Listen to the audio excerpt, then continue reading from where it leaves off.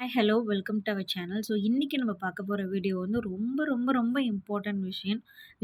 So இந்த question இல்லாமல் எந்த கொஷின் பேப்பரும் இருக்காது. அந்த மாதிரியான சில குறியீடுகள் கேட்பாங்க. வறுமை குறியீடில் நம்ம எத்தனாவது பிளேஸில் இருக்கிறோம், பட்டினியில் எத்தனாவது பிளேஸில் இருக்கோம், மனித மேம்பாட்டு குறியீடு, அமைதி குறியீடு, இந்த மாதிரி கொஷின்ஸ் வந்து கண்டிப்பாக கேட்பாங்க. இது எல்லாமே ஒரு இதுவாக வந்து இந்த புக்கில் கொடுத்துருக்காங்க. ஸோ இந்த வீடியோவை நீங்கள் ஸ்கிப் பண்ணாமல் பார்த்துக்கோங்க, ஓகேங்களா? ஸோ கண்டிப்பாக ரொம்ப ரொம்ப இம்பார்ட்டன்ட், ரொம்ப ஈஸியாக ஸ்டெப்ஸில் தான் இதில் கொடுத்துருக்காங்க.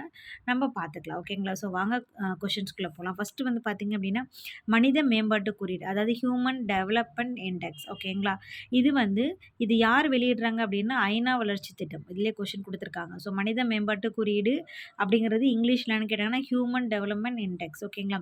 ஸோ இதில் என்னென்ன இந்த மனிதவள மேம்பாட்டு குறியீடை எப்படி நம்ம கணக்கிடுறோம் அப்படின்னா, ஒருத்தவங்களுடைய சராசரி ஆயுள் எப்படி, அவங்களுடைய கல்வி நிலை, வாழ்க்கை திறம், இதன் அடிப்படையில் தான் நம்ம இதை எடுக்கிறோம், ஓகேங்களா? ஸோ இந்த குறியீட்டை உருவாக்கியவர் யார் அப்படின்னா மஹபூப் உல் ஹக், ஓகேங்களா? ஸோ இதனுடைய முதல்ல இந்த குறியீடு வந்து எந்த வருஷத்துலேருந்து ஸ்டார்ட் பண்ணாங்க அப்படின்னா 1990 ஸ்டார்ட் பண்ணாங்க, ஓகேங்களா? இதில் வந்து 23ல இன்னும் அப்டேட் ஆகலைன்னு நினைக்கிறேன். ஸோ 21, 22ல் தான் கொடுத்துருக்காங்க. இந்த மனித மேம்பாட்டு குறியீடில் மொத்தம் 191 நாடுகள் இருக்குது. இதில் முதல் இடத்தை பிடிச்சது சுவிட்சர்லாந்து, கடைசியில் தெற்கு சூடான். ஸோ இந்தியா வந்து 132வது இடத்துல இருக்குது, ஓகேங்களா? கொஷின் எப்படி கேட்கலாம், மனிதவள மேம்பாட்டு குறியீடு யாரால் வெளியிடப்படுகிறது அப்படின்னா ஐநாவால் வெளியிடப்படுகிறது. ஸோ அது எதன் அடிப்படையில் செலக்ட் பண்ணுறாங்க அப்படின்னா ஒருத்தவங்களோட சராசரி ஆயுள், அப்புறம் அவங்களுடைய கல்வி நிலை, வாழ்க்கை தரம், இதை வச்சு தான் நம்ம அடிப்பிடுறாங்க, ஓகேங்களா? ஸோ இப்போ இதில் நம்ம இந்தியா எத்தனாவது பிளேஸில் இருக்குது அப்படின்னா 132வது பிளேஸில் இருக்குது, ஓகேங்களா? இது அறிக்கையை பார்த்துக்கோங்க. 2021, 22, ஓகேங்களா? ஸோ இப்போ இது வந்து 23ல் கொடுக்கல இன்னும், ஓகேங்களா? இந்த புக்கு 24ல் வந்தது தான். பட் 23ல் என்ன எடுக்கல போல் இருக்குது. அதனால் இதில் அப்டேட் பண்ணலை. மேபி அது இருக்குதா அப்படின்னா நீங்கள் ஒரு தடவை கூகுளில் செக் பண்ணிக்கோங்க, சரிங்களா? அடுத்த இங்கே பாருங்க கொடுத்துருக்காங்க. ஹெச்டிஐ ஹியூமன் டெவலப்மெண்ட் இண்டெக்ஸ், ஓகேங்களா? ஸோ அடுத்தது சர்வதேச வறுமை குறியீடு, ஓகேங்களா? இதில் பாருங்கள், இதுவும் 2021 இருக்குது. பட் 2023ல் கொடுத்துருக்காங்க, நம்ம செக் பண்ணிக்கலாம். சர்வதேச வறுமை குறியீடு, அதாவது குளோபல் மல்டி டெமினேஷன் பாவர்ட்டி இண்டெக்ஸ். இது வெளியிடுவது யாருன்னா யூஎன்பி அண்ட் ஆக்ஸ்ஃபோர்ட் பாவர்ட்டி, ஓகேங்களா? UNP and Oxford poverty and human development initiate, இவங்க தான் வந்து இதை வெளியிடுறாங்க. இதில் முக்கிய விஷயங்கள், வறுமை குறியீடை வந்து எப்படி கணக்கிறாங்கன்னா ஒருத்தவங்களுடைய கல்வி, ஆரோக்கியம், வாழ்க்கை தரம். இதில் மனிதவள குறியீடில் டிஃப்ரெண்ட் வந்து ஒன்று சராசரி ஆயுள், அதுதான்.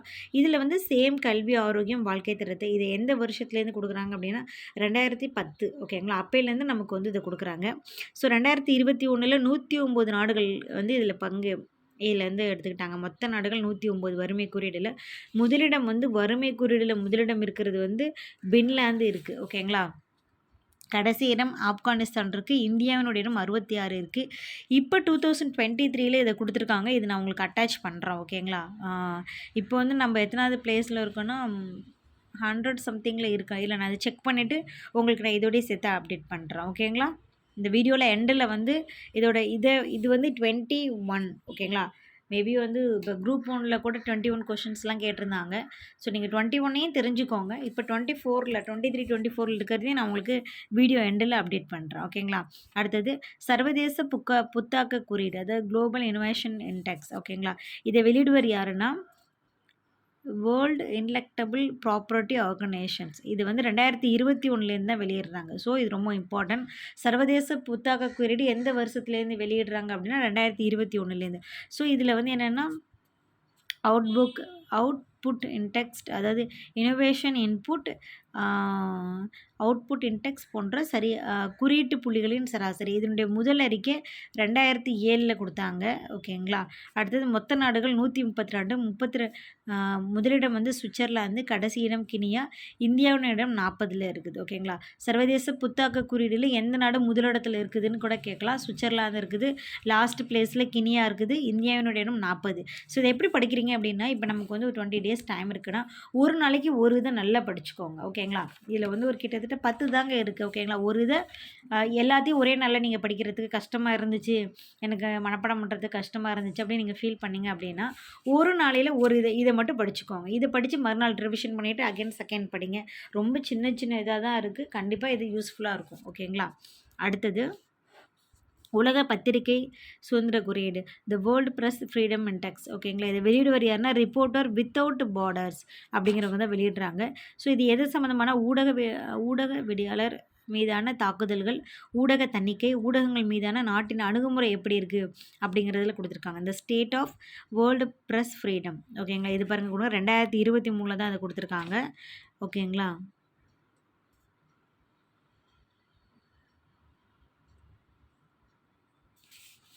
ஓகே. இதில் முதல் அறிக்கை வந்து 2022லேருந்து இல்லை மொத்த நாடுகள் இது 2023 அறிக்கை. ஸோ ரொம்ப இம்பார்ட்டன்ட், இதை பார்த்துக்கோங்க. ஓகேங்களா. உலக பத்திரிகை சுதந்திர குறியீடில் மொத்த நாடுகள் எத்தனை நாடுகள்னால் 180. இல்லை இந்தியாவோட பிளேஸ் வந்து 150ல் இருக்குது. ஓகேங்களா. இந்தியா வந்து 150ல் ஃபஸ்ட்டு பிளேஸில் நார்வே அண்டு லாஸ்ட் பிளேஸில் வடகொரியா. ஏன் நான் படிச்சுக்கிங்கன்னா நிறைய கொஷின்ஸ் வந்து இந்த புக்லேருந்து எடுக்கிறாங்க. மேபி இந்த புக்லேருந்து ஆல்ரெடி நான் கூட உங்களுக்கு ஒரு கரண்ட் அஃபேர் சொல்லியிருப்பேன். இந்த புக்லேருந்து வந்து குரூப் 1ல் ஒரு கொஷின் நான் பார்த்தது ஒரு கொஷின் தாங்க, நீங்கள் கேட்கக்கூடாது ஒரு கொஷினா அப்படின்ட்டுன்னு.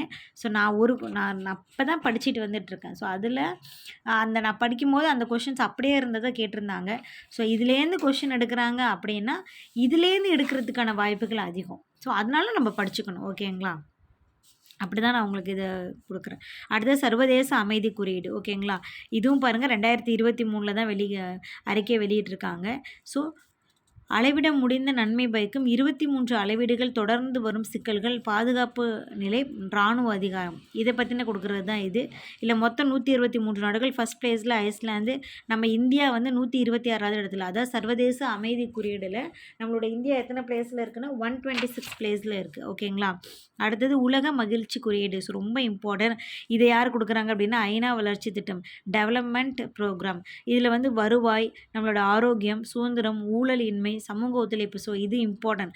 உலக மகிழ்ச்சி குறியீடு எதை வச்சு இந்த முக்கிய விஷயங்கள் கணக்கிடுறாங்க அப்படின்னா நம்ம எப்படி ஹாப்பியாக இருக்கிறோம்.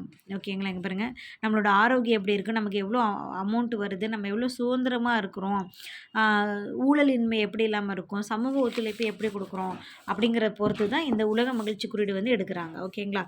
ஸோ இந்த கருத்தாக்கத்தை பரிந்துரைத்த நாடு எதுனா பூடான். ஸோ உலக மகிழ்ச்சி குறியீடு அப்படிங்கிற ஒரு கருத்தாக்கத்தை பரிந்துரைத்த நாடு பூடான். 2023 உலக மகிழ்ச்சியில் இந்தியா வந்து 126 பிளேஸில் இருக்கிறோம். ஓகேங்களா. உலக மகிழ்ச்சி குறியீடில் இந்தியா 126 பிளேஸில் இருக்கும். மொத்தமாகவே 136 நாடுகள் தாங்க. அதில் நம்ம 126ல் இருக்கோம். சரிங்களா. முதலிடம் வந்து பின்லாந்து, லாஸ்ட் இடம் வந்து ஆப்கானிஸ்தான். அடுத்தது ஊழல் குறியீடு. ஸோ கரப்ஷன் பர்ஷம் அப்பா ஏதாவது திடீர்னு இந்த இங்கிலீஷ் வர மாட்டேங்குது நமக்கு. பர்செப்ஷன் இண்டெக்ஸ், இது வெளியிடுவங்கிறவங்க வந்து டிரான்ஸ்பரன்சி இன்டர்நேஷ்னல். ஓகேங்களா. ஊழல் குறியீடில் நம்ம எவ்வளோ நாளில் எத்தனை பிளேஸில் இருக்கோம், 85வது இடத்துல இருக்கிறோம் இந்தியா. ஓகேங்களா. ஸோ இந்த முதல் அறிக்கை 1995ல் 2020 இதோட அறிக்கையை கொடுத்துருக்காங்க. ஃபஸ்ட்டு வந்து டென்மார்க், ஊழல் குறைந்த நாடு அப்படிங்கிற இடத்துல டென்மார்க் ஃபஸ்ட்டு பிளேஸில் இருக்குது. நம்ம ஊழல் குறைந்த நாடு, அந்த ஊழல் அறிக்கையில் நம்ம 85வது பிளேஸில் இருக்கும். அடுத்தது சரக்கு நீக்கத்திறன் குறியீடு. ஓகேங்களா. இதை வெளியிடுறது உலக வங்கி. இது வந்து என்னென்னா கஸ்டமர்ஸ் அறிக்கை, அடிப்படை வசதிகளின் தரநிலைவு, ஏற்றுமதியை எளிமையாக்கல், சரக்கு நீங்க சேவைகளின் தரநிலை, சரக்குகளை பின்தொடர்தல் அப்படிங்கிறது தான். அதில் முதல் அறிக்கை வந்து 2010 கொடுத்தாங்க. ஸோ இதுவும் 2023 தாங்க. இல்லை 139 நாட்கள். ஃபஸ்ட்டு சிங்கப்பூரில் இருக்குது. ஓகேங்களா. எதில் சரக்கு நீக்கத்திறன் குறியீடு, இதில் வந்து ஃபஸ்ட்டு பிளேஸில் சிங்கப்பூருக்கு. இந்தியா வந்து 38வது இடத்துல இருக்குது. அடுத்தது வாக்காளர் ஜனநாயக குறியீடு. ஓகேங்களா. வாக்காளர் ஜனநாயக குறியீடு அப்படிங்கிறது இதை வெளியிடுவங்க யார் அப்படின்னா வீட்டம் இன்ஸ்டியூட், அவங்க தான் வெளியிடுறாங்க. 2023 179 நாடுகளில் நம்ம வந்து இந்தியா வந்து 108வது பிளேஸில் இருக்கிறோம். ஸோ நம்ம முதல்ல எந்த பிளேஸில் இருக்கோங்கிறத தெரிஞ்சுக்கோங்க. அடுத்தது சர்வதேச தீவிரவாத குறியீடு, குளோபல் டெரரிசம் இன்டெக்ஸ். ஓகேங்களா. ஸோ இதை வெளியிடுவாங்க institute of economic ICS and peace. இதை உருவாக்கியவர் வந்து ஸ்டீவ் கெலியோஸ் அப்படிங்கிறது 2000லேருந்து கொடுக்குறாங்க.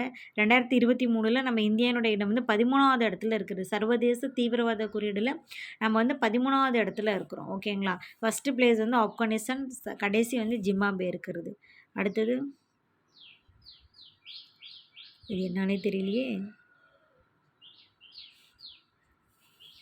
ஹென்லி பாஸ்போர்ட் குறியீடு, ஹென்லி அண்ட் பார்ட்னர். முக்கிய விஷயங்கள், முன்பே விசா எடுக்காமல் பயணம் செய்ய இயலும் நாடுகளின் எண்ணிக்கை.